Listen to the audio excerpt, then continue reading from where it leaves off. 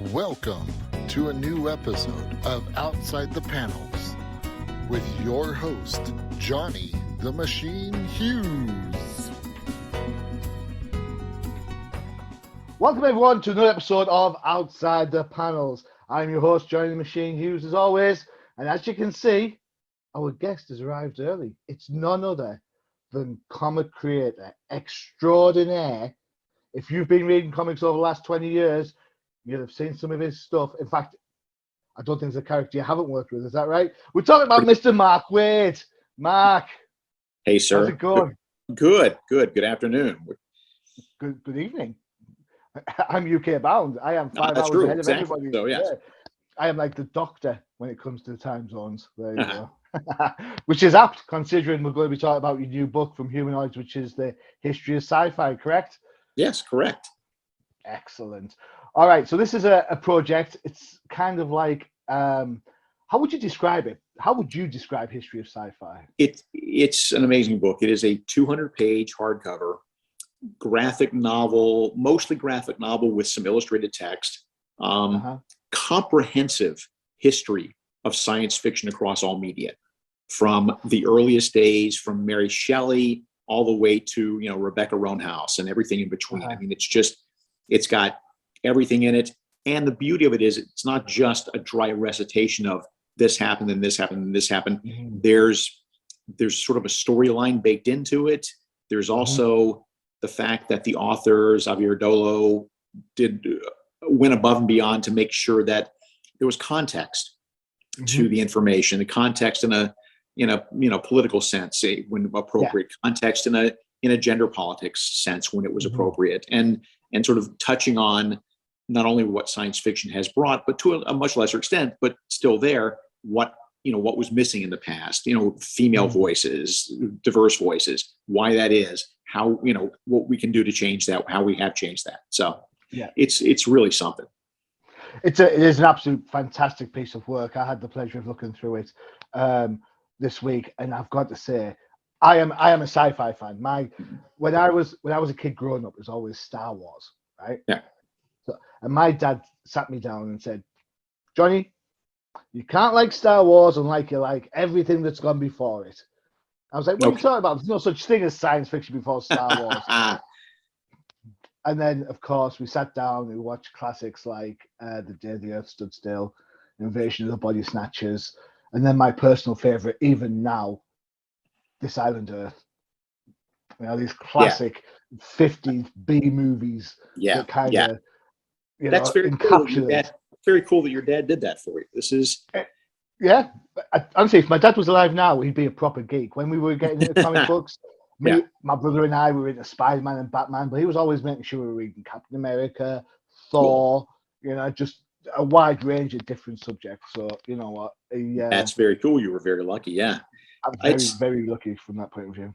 I think you'll back, even as a science fiction fan, I think you'll back me up when I say that if you think you know a lot about science fiction, there's just so much more to learn if you look at this book. Absolutely. Totally agree with that. I mean, this book is, you say it's comprehensive.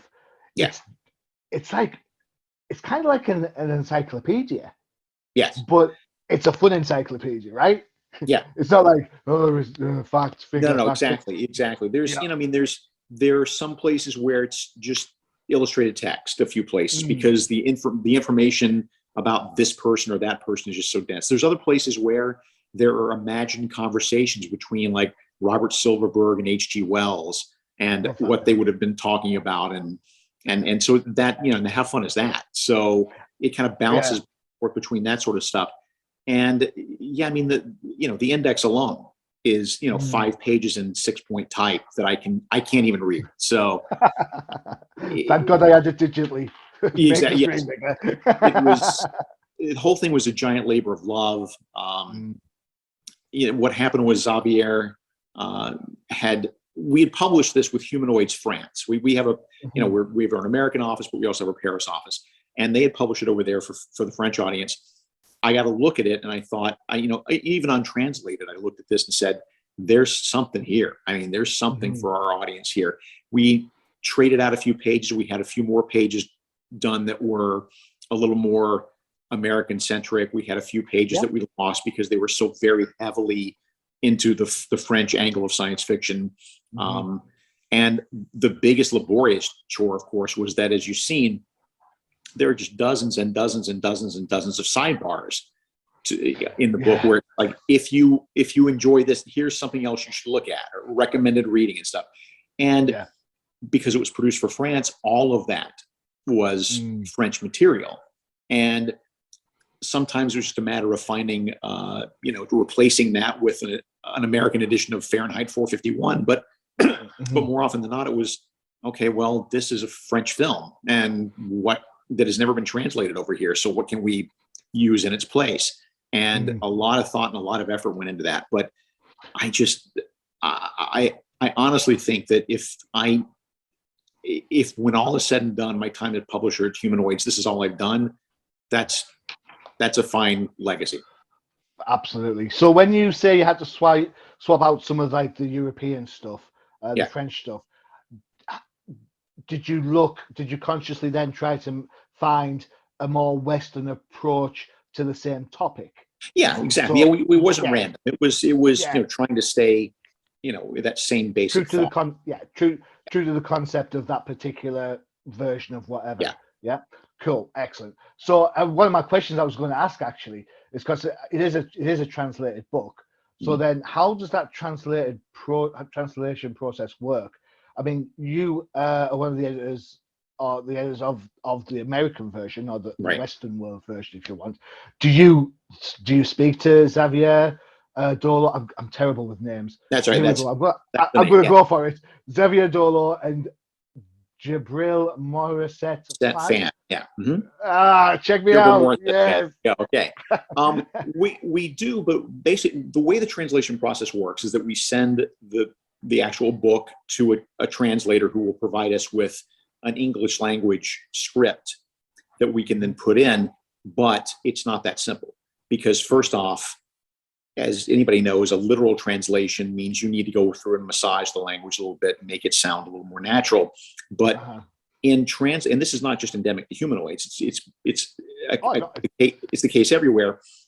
You try singing Despacito in English, it makes no sense. Exactly. So the next part is that it's not endemic to just Humanoids. It's everywhere with translated books. The balloons, the actual balloon shapes, they're baked into the art. So whatever translation we do, not only does it have to be, in natural sounding English, but it has to fit that balloon or that caption space. We don't have the option of resizing that stuff. So there's some tricky editing that has to happen there. And there's some, interesting cartwheels we have to turn from time to time.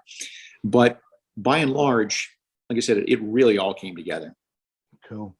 So do you think that the advent of digital comic books has kind of really helped this type of process? Because maybe 20 years ago, we wouldn't be able to translate a book so successfully and keeping the balloons are the same size. Digitally, it's just a matter of delayering or unlayering, whichever the phrase is, to get to where you need to take off the text and then put on the so much easier.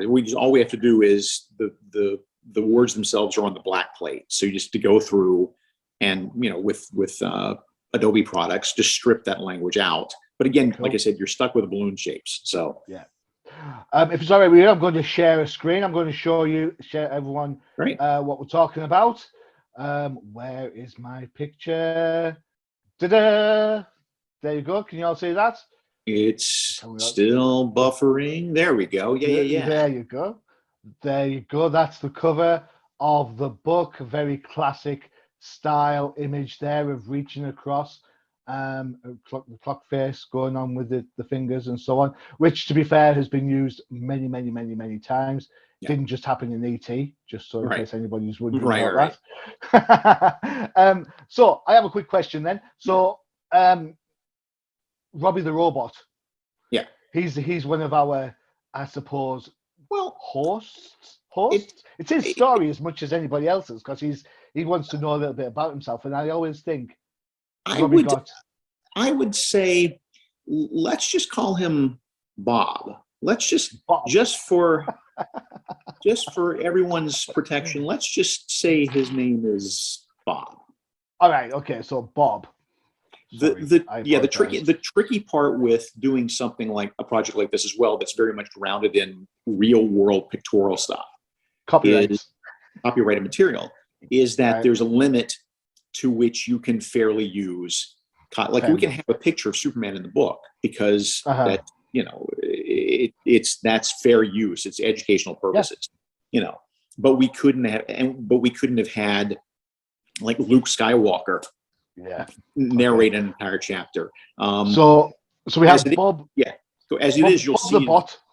right. As you'll see, there's also a very helpful time traveling box thing that looks like it might be of British origin, but it's hard to tell given how it's colored. I kind of squinted my eyes and looked a bit. I was like, "Does it look like what I think?"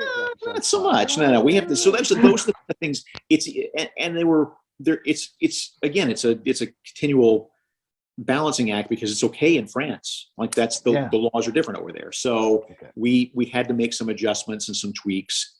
And all right. So I shall rephrase my question then. So we have a character who's our sort of lead through the book. Of a familiar ilk, I guess.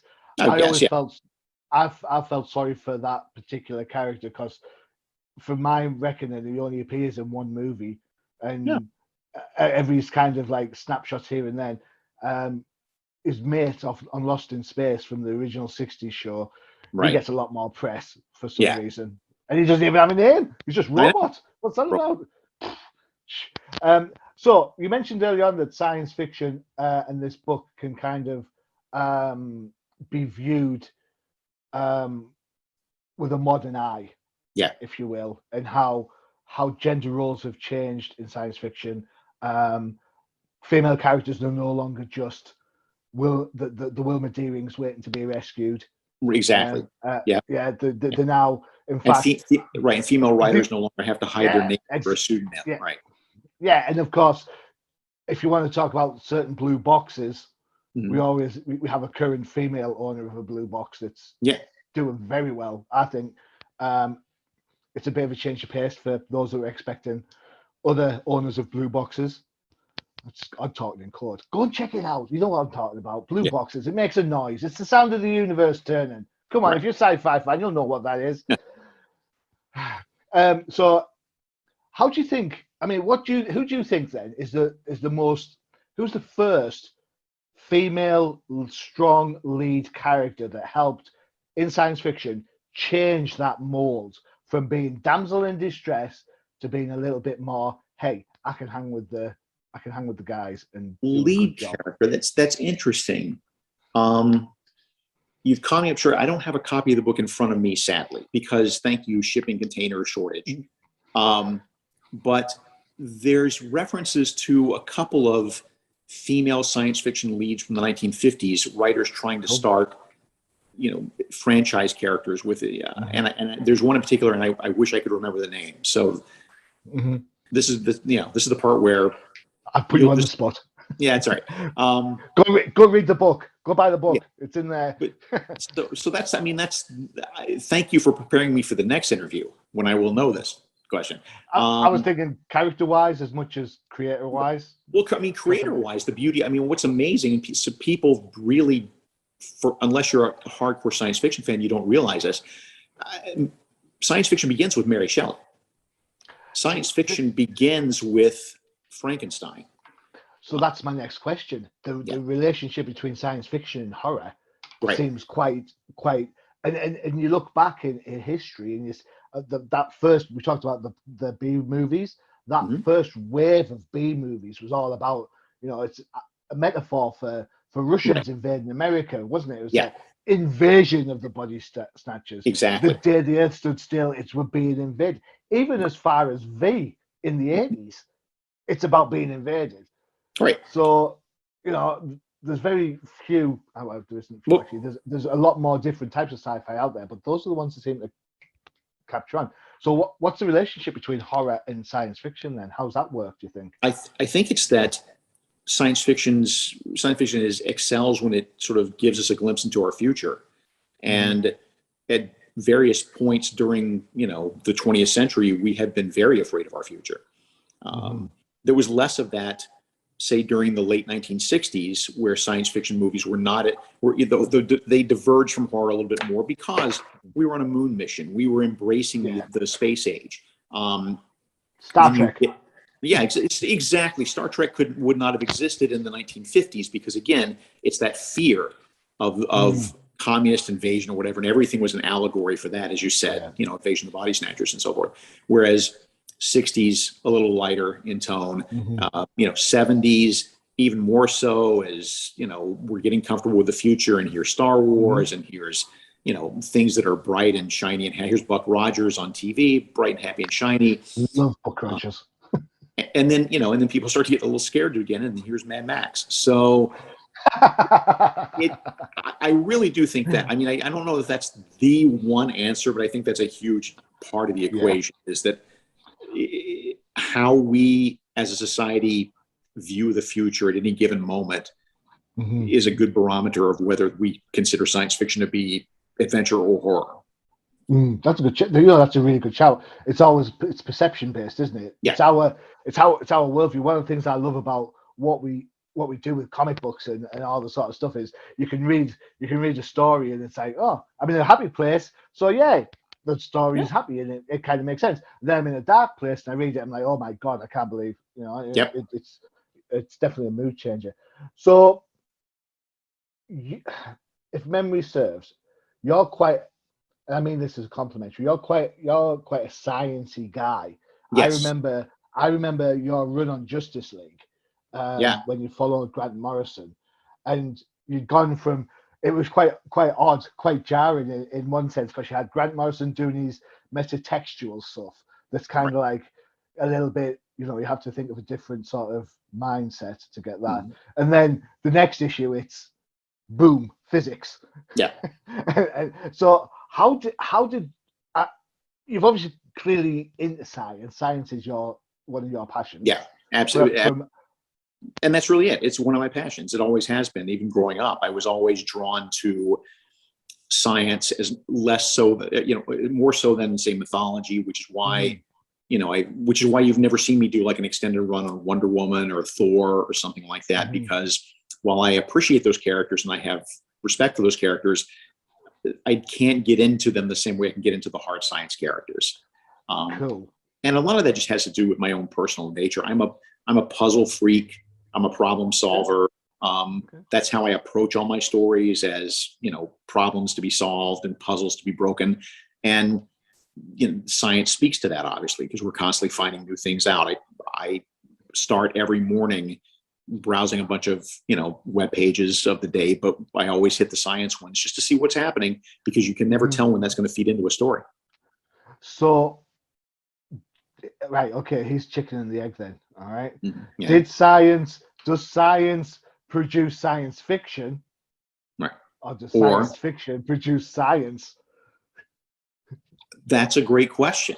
I mean, I'm tempted to say that science fiction produces science. I think that you could make a case either way, but you look at people like Arthur C. Clarke, who were such visionaries, predicting things that we, in the 1960s, that we are only now becoming to, as scientists, beginning to realize. And technology that was fiction in the 1940s, 1950s, that's commonplace to us today. Television was an invention of science fiction, not a real world invention until after science fiction authors had come up with it. It's just, so I think that's my answer, is that science fiction begats science, because and if you talk to scientists, you would be very hard pressed to find, especially the ones who are interested in R&D, you'd be hard pressed to find any who aren't science fiction fans or weren't science fiction fans when they were kids. Because that's the thing that inspires them to challenge, to look for the next thing. I mean, I kind of agree with you, to be honest. I think my mobile phone, what your mobile phone does now is it is. I mean, 5 years ago, 10 years ago, you used to have a shell, and you go, it's Star Trek, and then you call somebody up. It's Star Trek, isn't it? When we were doing a book called Legion of Superheroes at DC in the late 1980s, I was the editor. This is 88. And we're trying to figure out, okay, what would these kids use to communicate with each other, in the 30th century as superheroes? And the art director was a guy named Richard Bruning. And he had been reading some cutting edge science stuff. And he came in with a drawing of an iPad. Basically, he called it the Omnicom, which is what we called it in the comics, and adopted it into there. But that's exactly, Richard invented the iPad 30 years before anybody else could imagine. Star Trek: The Next Generation. There were always those square things. They were always walking around with pads. And it was PADD. Yeah. So all that stuff predicts the future, and definitely. Yeah.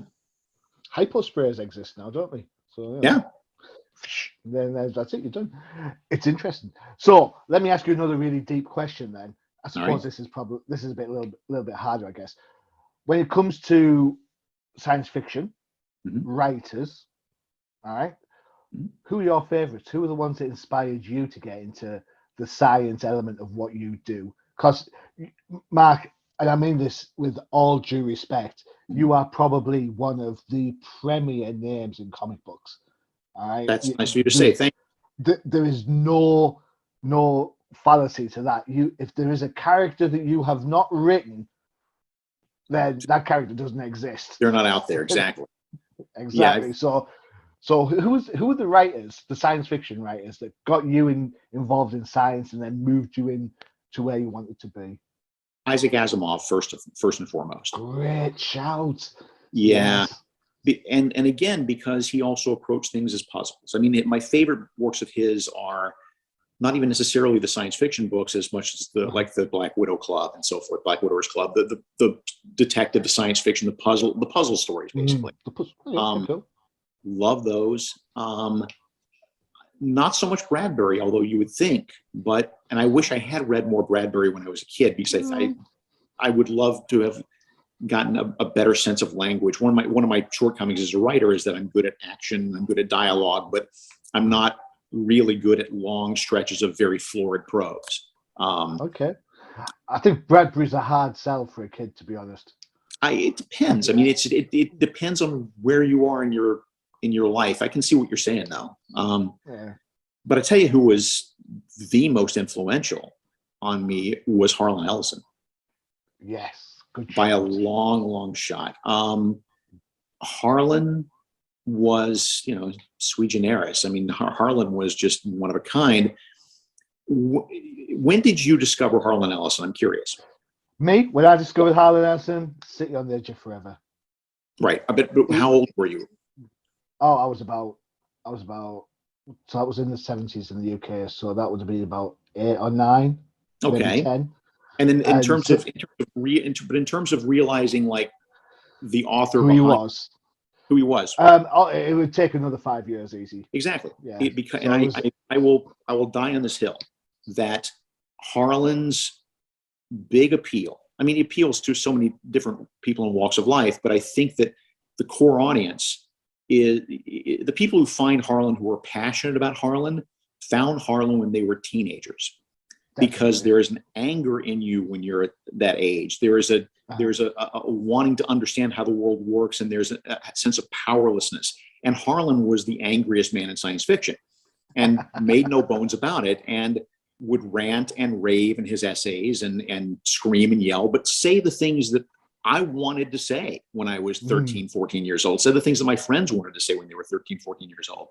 And so the passion that he had for not only his work, but for justice in general was a big imprint on me, left a big imprint on me.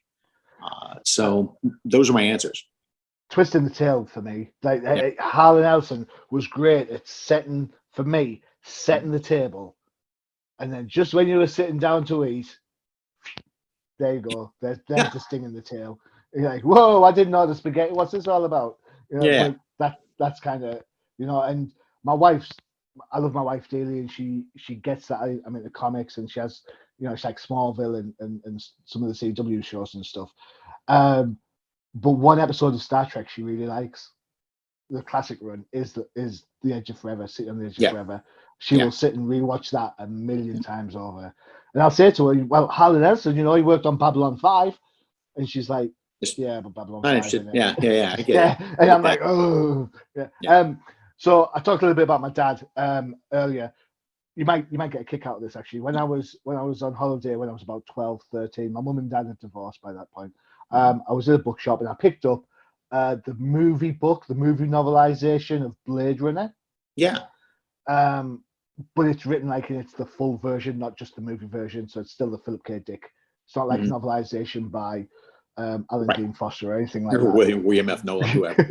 Yeah. So then on a visit to my dad a couple of months later, I said, I've been reading this book by Philip K. Dick, and it's called Blade Runner. And he said, don't you mean Do Androids Dream of Electric Sheep? I was like, what? Yeah. So he went upstairs, he went into his bedroom or whatever, he pulled down a book, and that's what it was. Do Androids Dream of Electric Sheep? And I was like that. I couldn't believe it, because in my naive teens, I think everything's created for me, right? Right. Batman's my hero. Nobody else wants Batman as me. But exactly. I'm just every time I think of Blade Runner, I kind of think about that. So, and the title comes from a completely different book. Yeah. because if you think about it, Blade Runner means nothing in the context of this movie. It has no significance whatsoever. There's no reason why it's even called Blade Runner, except that a studio executive was saying we need another name, and he was basically just browsing a shelf of books and saw a book called Blade Runner. I'm like, all right, great, that's what we're gonna call the movie. Yeah, give it a sexy name, isn't it? That's kind of the thing. All right, okay. So other science fiction faves of mine, and by all means, feel free to pass judgment on this. Logan's Run. Sure. The movie and the TV show. So never gotten into the TV show as much, but I have seen them. But the movie's great. I mean, that weird 1970s ephemeral, everything shot through a gauze lens. Dystopic futures again, isn't it? And that's one of the recurring trends, I suppose, of science fiction. I'm very annoyed. My annoyed face. I'm very annoyed that Blake 7 didn't make it in there into History of Sci-Fi. Not everything could make it, trust me. Although I made sure that Kingdom Come was in there. I did notice that. Yeah, well done. I also noticed. To be straight up on it, that was the other editor's insistence. I said, "You make the call. I'm not going to put my own book in there." But Blake. I mean, Blake 7. So many books. I've recently gotten. Books. I know. I've recently gotten into Blake 7. Because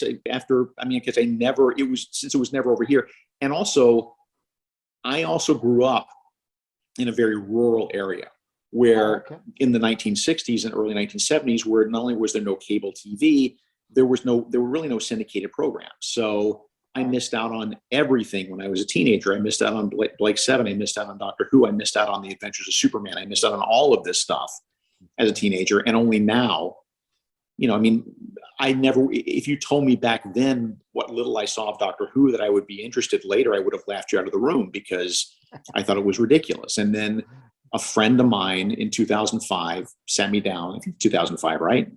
Russell Davies, he sat me down and he gave me 12 of the first 13 Russell Davies episodes. All right, okay.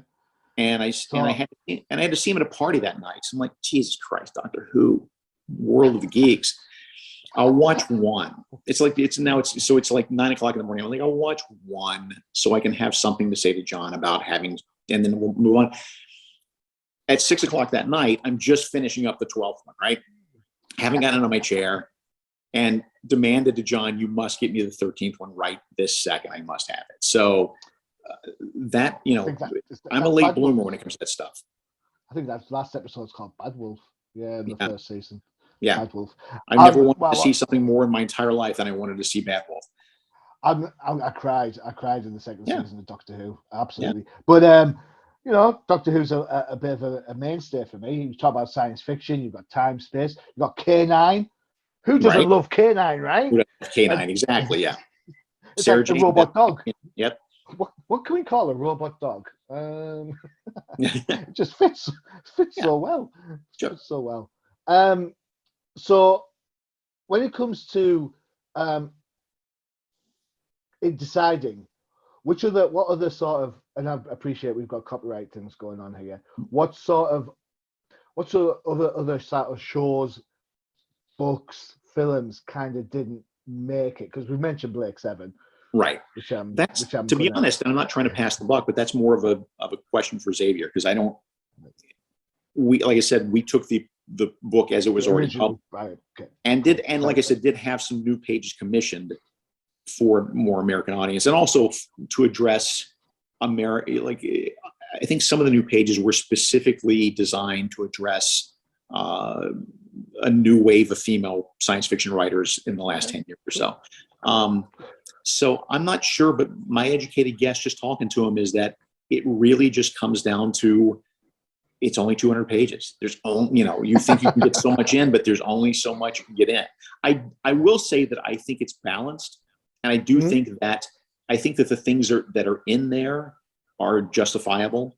I don't think there's anything in there where you're like, why did they talk about that when they could be talking about Blake 7? I don't think there was any of that. I think it was all, I think it's all. I'm being a tad facetious.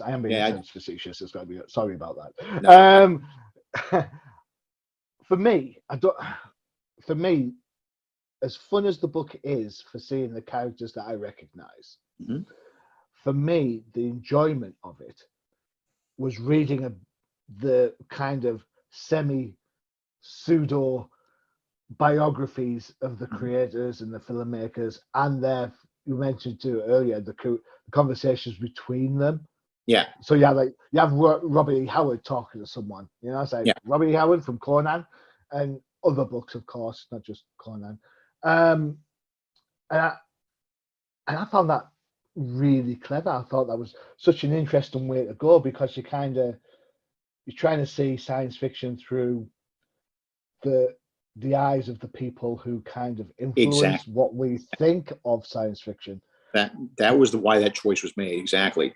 That, and the fact that, frankly, if not for those scenes, it could very easily have become unbalanced in terms of the density of it. It is not, no matter what, it is not the kind of book that you can read in one night.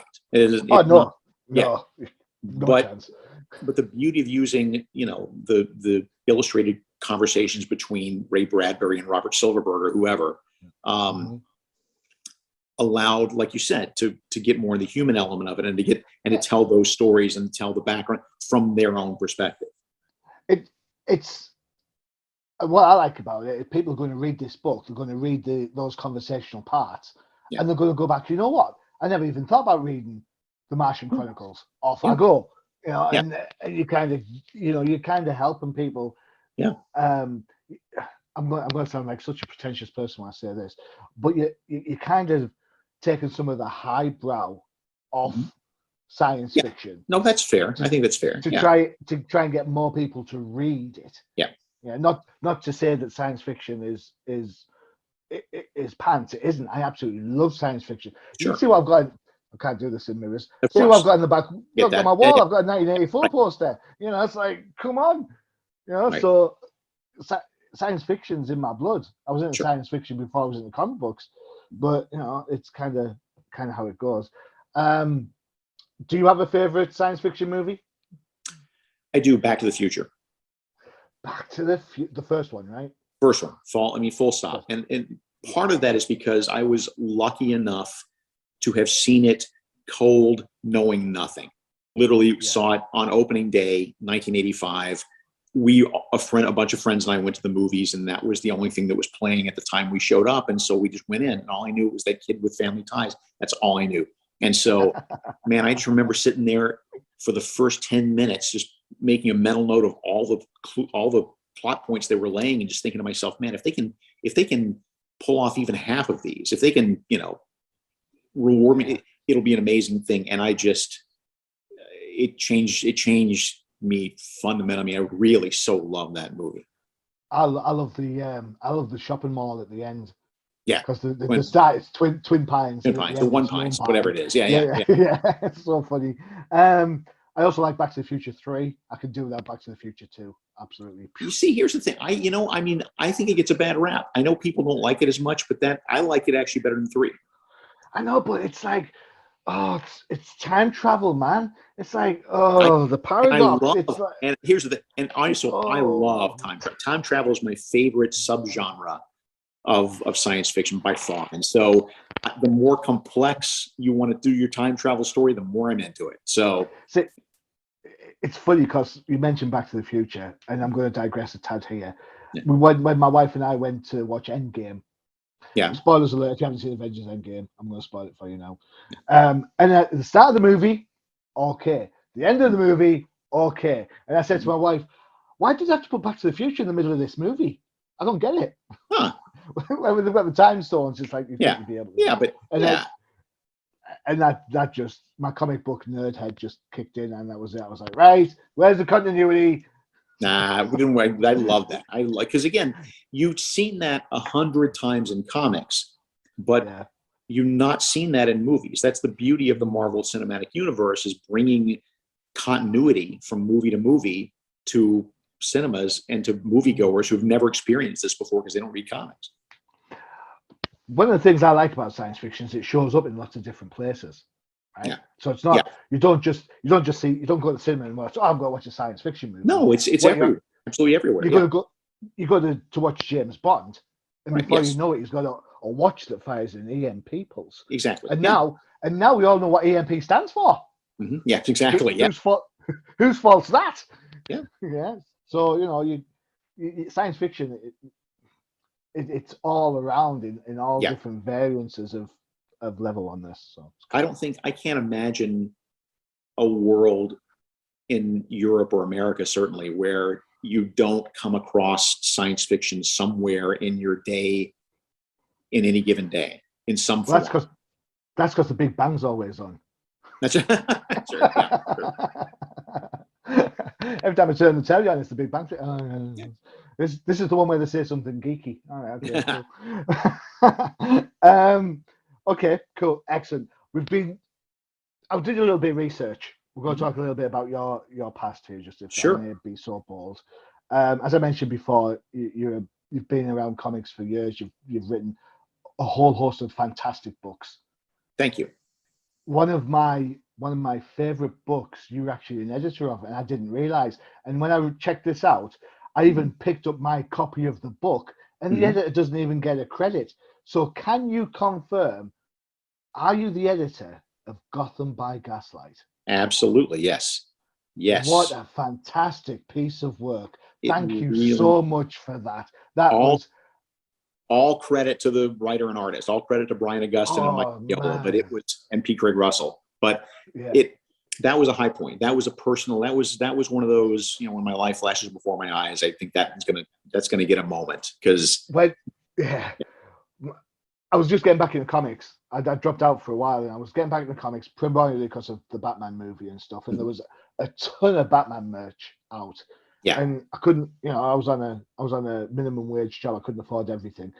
And I'd seen the advert for the Gotham by Gaslight book in a Batman comic. And when I saw it, I went out and bought it. Yeah. I bought Gotham by Gaslight before I bought The Killing Joke. Before I bought Year One. Good. Yeah. It's a good starting point. For those who don't know, by the way, who are listening in, who doesn't know Gotham by Gaslight? Gotham by Gaslight is the first in a series of alternate history books that we did at DC called Elseworlds. And this would have basically, what if Batman had existed 100 years previous in Gotham? And what if he took on Jack the Ripper? Exactly. Yes. So that was and that begat, as you saw, literally dozens and dozens of other Elseworlds projects with alternate histories, that many of which were good, some of them which were ridiculous. And I'm not going to ask you to name names. Don't worry on that one. But for me, Gotham by Gaslight reinvigorated my love of Batman. That's nice to hear. That's very cool. And anytime anyone talks to me about Batman, I'll say, "Have you read Gotham by Gaslight?" And they're like, "No." I'm like, "Well, then you don't know anything. Go get it. Go get it." It's simple as. Of all the characters you've worked on, because I mean, you've worked on tons. Mhm. Yeah, as I said, I'd be hard pressed to find ones you haven't worked on or worked with. Which ones have been your favorite? Come on, look at my shoulder. That's the guy right there. I mean, Good old Kal-El.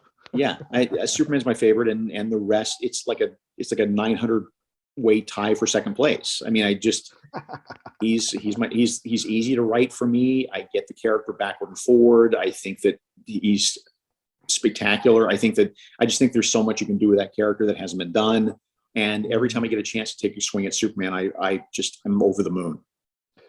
What do you think about the current Twitter trend? I say current, it was probably a month ago, that was saying that Superman's a boring character and he's overpowered and hard to write. People say it all the time, and I just laugh. It's like he's a boring character if you want to make him a boring character, but if the conceit is, oh, he's a boring character because he's invulnerable and nothing can happen to him, well, that's crap. I mean, yeah, you can't hit him on the head with a mallet, but you can exploit his greatest weakness, which is that he cares about everyone in the world. He cares about everyone. His heart is as big as all time and space. And that's how you get to Superman. That's how you put people in danger. You threaten the people around him. You threaten to make the world a worse place. I mean, and that's how you get to Superman. It's not a matter of just hitting him on the head with a kryptonite bullet. I mean, it's really, damn it.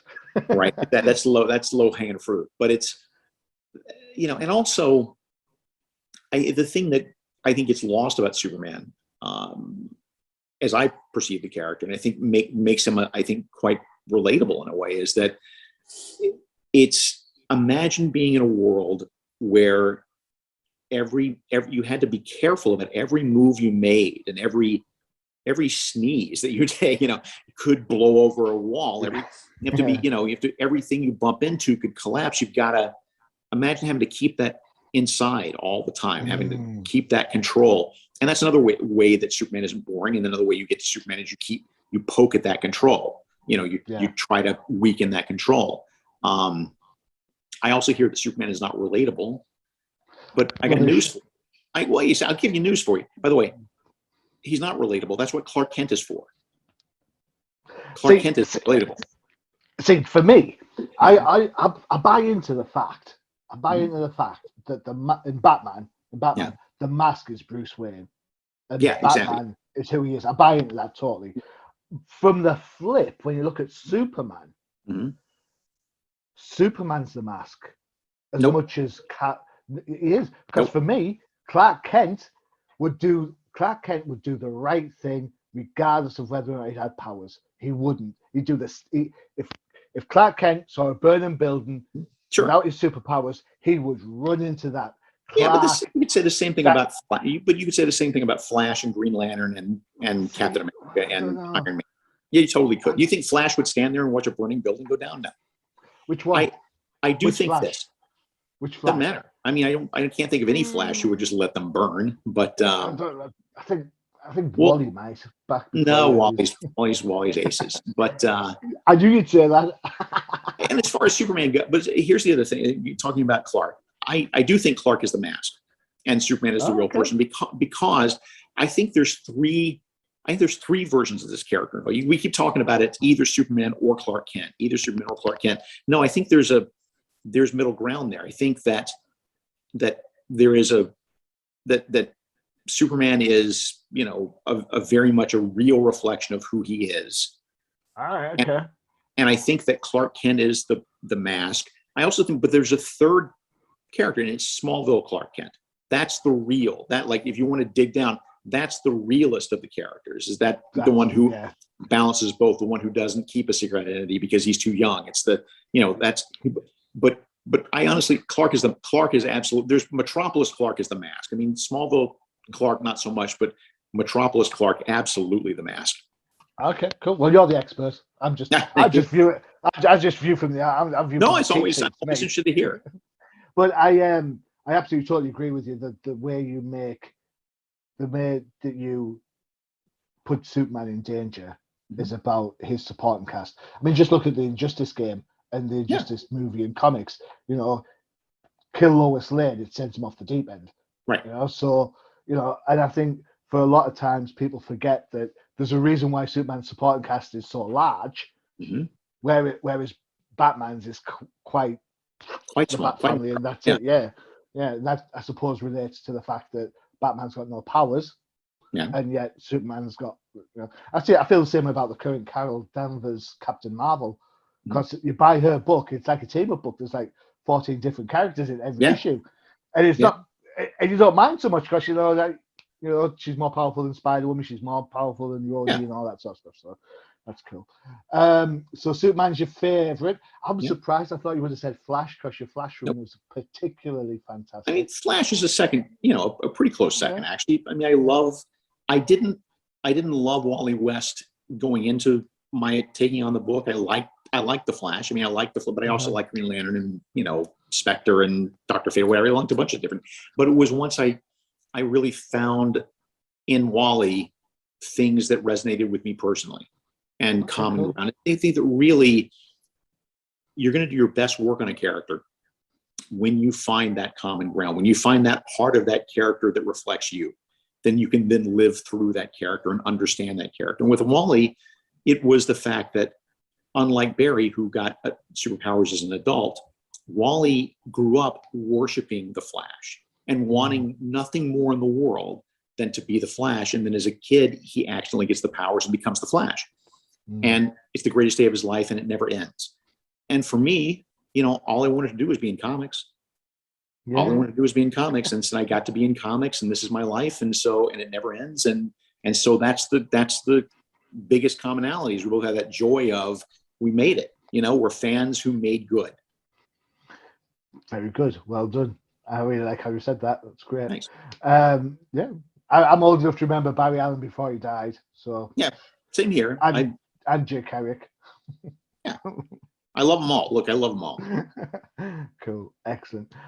Okay, so when is History of Sci-Fi out? Is History of Sci-Fi out? It's out November 23rd. So November just before 23rd. Just before Thanksgiving. So as you do your Black Friday shopping, look for it everywhere. Don't look for it on Black Friday. Pay the full price for it. Whatever. Don't be getting a discount. If you're looking 200 pages.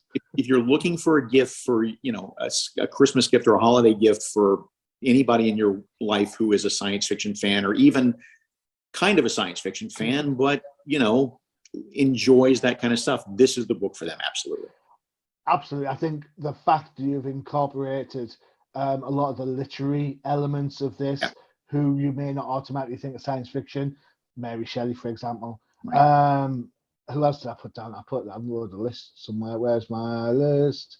Said Mary Shelley. Well, I mean, you don't really think of Homer as but come on, what is the Cyclops for science fiction? Yes. Yeah. So you kind of, if you've got somebody who's a literary fan as well as a sci-fi fan, this book works across the board. The art is gorgeous. I'm going to say this right now. The art is very, very European. Yeah. Right. So if you're going expecting Western poses and postures and camera angles, you ain't going to get it. No, it's very inviting. What you do get, though, are strong conversational pieces, and you get a lovely font that, when you think about how dense some of the verbiage is, it doesn't feel dense. Good. Yeah. Good. It reads well. Yeah. It's a book you can get lost in a good way. In a good way. Absolutely. In a very good way. You'll come out of it with a new appreciation of the sci-fi films and books as well as the sci-fi films and books that you don't know. I really believe that's the case. So I think that's the tagline. History of Sci-Fi, for those that you know and for those that you don't. There you go. Copyright by Johnny the Machine Hughes. Mark, it's been an absolute blast, man. I absolutely am so chuffed I've had the chance to talk to you. I don't go stateside to see the cons or anything. So for me, you are up there. I look across my comic book collection and I will have countless books. I think I have your whole JLA run. That is nice to hear. I really appreciate it. This has been a lot of fun. Anytime, if you want to check back with me at, next year around this time and see what else we got cooking, feel free. Perfect. Love that. All right, guys, that's it for the end of the interview. Thanks, Mark. Don't forget to check out the UCPN for all your favorite podcasts, including the Old Timers Comic Book Show, where the hosts aren't old, but the comics most certainly are. You know what? We might have to do a Kingdom Come special. That would be cool. And of course, the Definitive Crusade for your DC books, and its sister show, the No Prize Podcast, all about the merry Marvel mutants and everything in between, including the stuff on Disney+. This is Johnny the Machine Hughes. Mark, thank you very much. You bet. Adios. Visit undercovercapes.com for the latest and greatest podcasts via the Undercover Capes Podcast Network. Also visit our parent company website, comiccrusaders.shop, all about comic pop culture.